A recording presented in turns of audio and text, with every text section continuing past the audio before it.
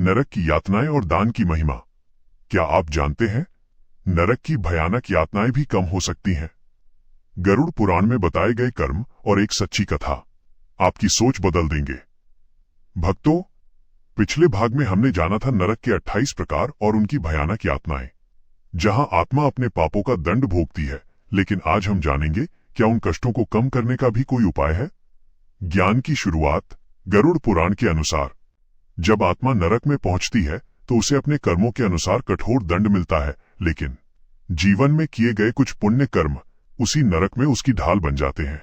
चारों ओर भयानक आग की लपटें और अचानक सेठ के चारों ओर एक सुनहरा या नीला दिव्य कवच बन जाता है जो उन लपटों को रोक रहा है।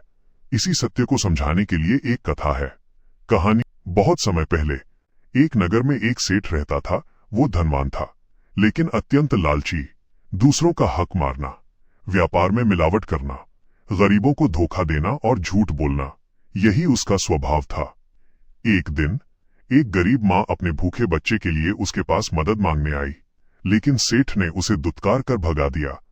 लेकिन उसके अंदर एक छोटी सी अच्छाई भी थी। वो कभी कभी भूखों को अन्न दान कर देता था और कभी मंदिर में थोड़ा दान दे देता था।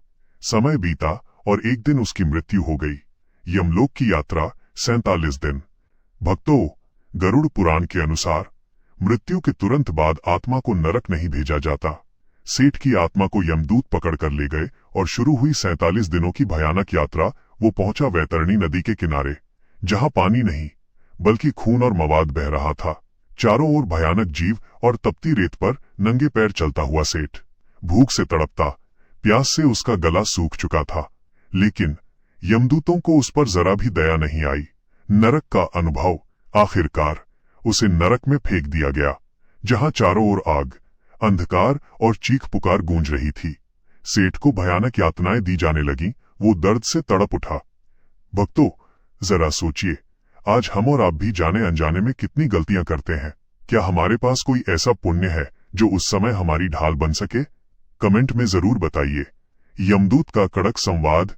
यमदूत कड़क आवाज में बोले, याद कर सेठ, जब एक माँ अपने भूखे बच्चे के लिए तेरे पास आई थी, तूने उसे भगा दिया था। याद कर, जब तूने मिलावट करके गरीबों को धोखा दिया था। आज उन्हीं पापों का हिसाब देने का समय आ गया है। फिर यमदूत बोले, हे मानव, पृथ्वी पर बिताया एक एक पल कीमती है।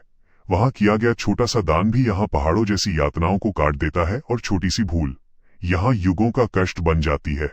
ज्ञान बिंदु एक। दान और सेवा। दान और सेवा नरक की अग्नि को कम करते हैं। शास्त्र कहते हैं, अन्नदान सिर्फ पेट नहीं भरता, बल्कि भूखे की आत्मा से निकली दुआ यमराज के दंड को भी धीमा कर देती है।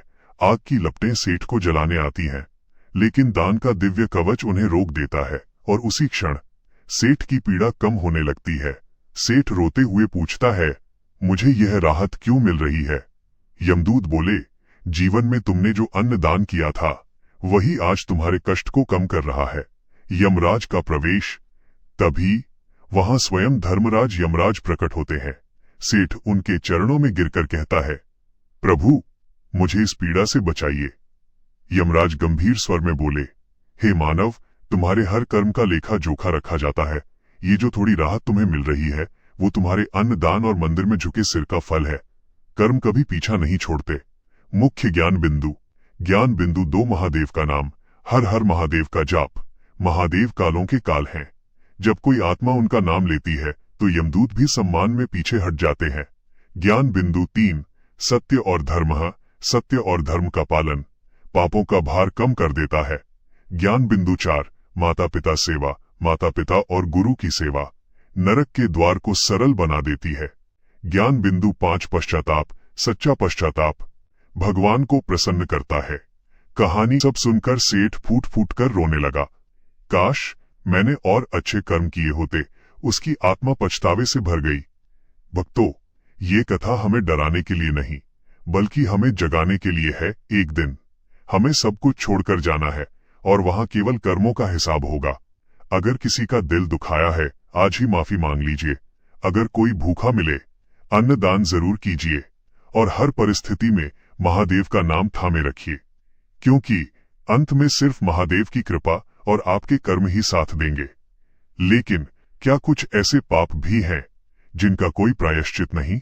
अगले भाग में हम जानेंगे उस महापाप के बारे में जिसकी कोई माफी नहीं, जिसे करने वाला सीधे महावीची और कुंभीपाक नरक में जाता है। क्या आपने भी अनजाने में वो भूल की है? अगर आप चाहते हैं कि आपकी आत्मा सुरक्षित रहे तो आज से ही अच्छे कर्म शुरू करें। और भक्तों, अगला भाग देखने के लिए कमेंट में जरूर लिखें। हर हर महादेव।